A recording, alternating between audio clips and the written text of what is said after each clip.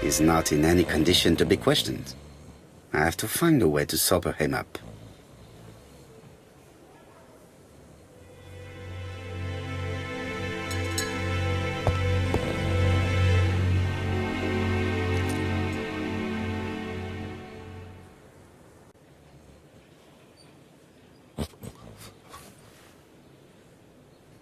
Mes amis, I can say without a doubt that poor Mrs. Asher was killed between 5:30 and 6.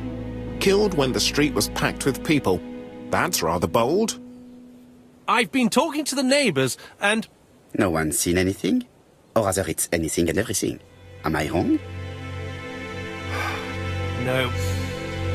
Yeah. We must grill this villain Asher before he falls asleep again.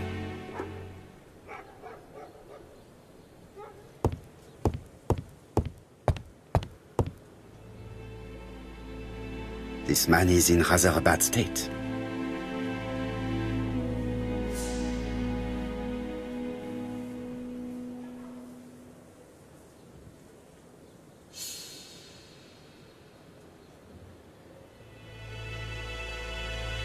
This man has been fighting and he smells of alcohol.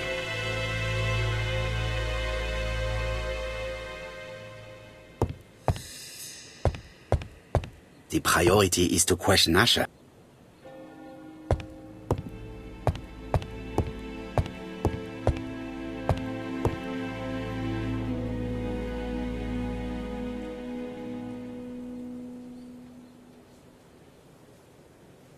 We know that you threatened to kill your wife, Asher. So what? You shouldn't take things so seriously, sir. Nothing but empty threats. We didn't get on all that badly. So, if things were going so well with your wife, why did you not live with her? She was the one that left. Nothing to do with me, sir.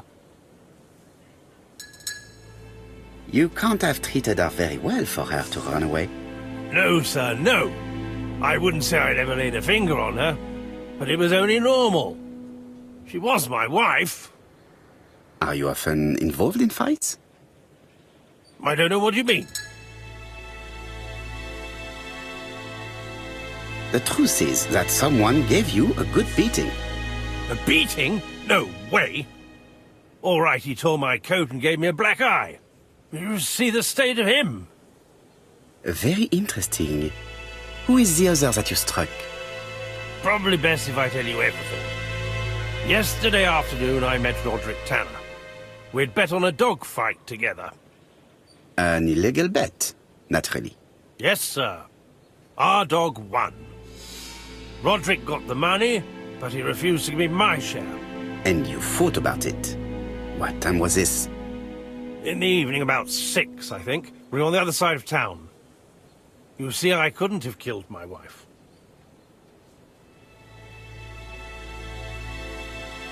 Let us now try and get our brain cells to work.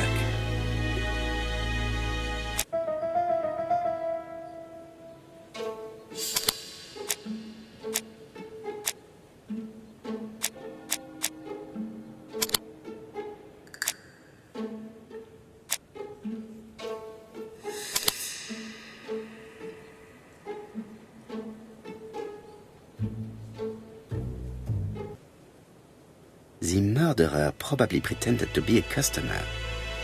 He hit the shopkeeper from behind as he turned around to serve him. Let us now try and get our brain cells to work.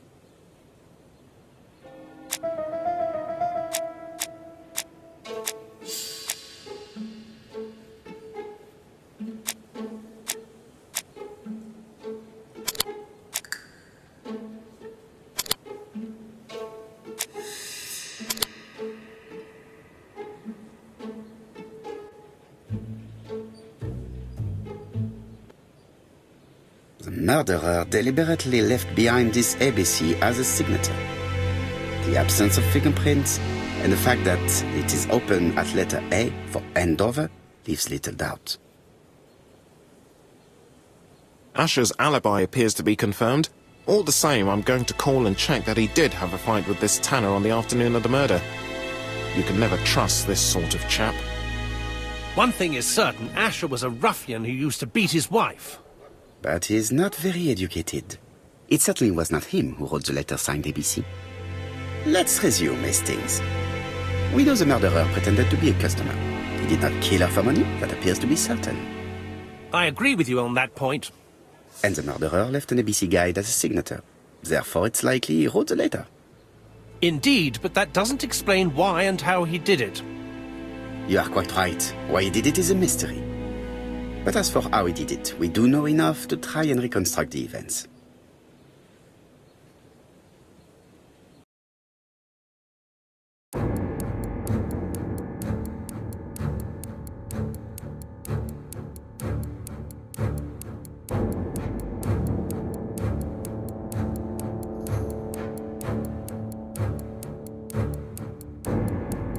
The killer enters the shop.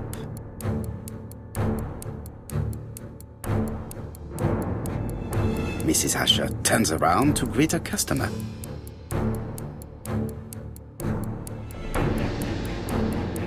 The murderer asks her for some tobacco. She turns her back to him. He seizes the opportunity to strike her.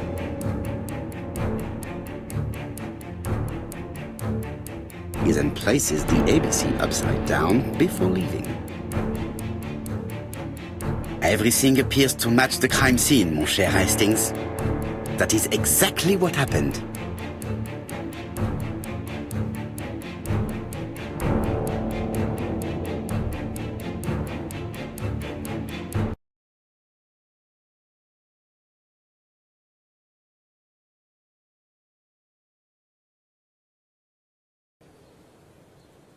Asher has a strong alibi and we don't have any other suspect. But what was the point of this crime? She had no debts. She gave Franz Asher money regularly. She wasn't owed money. Nobody stood to gain anything. No doubt about it, the murderer is insane. And I fear that we had not heard the last of him. I hope you're wrong for once. Bien, let's go back to London. If we hurry, we should catch the 7:02 train. Are you coming? No, unfortunately, I have to talk with Andover police. See you soon, then. Are you coming, Hastings? Let's go home. There's nothing for us here.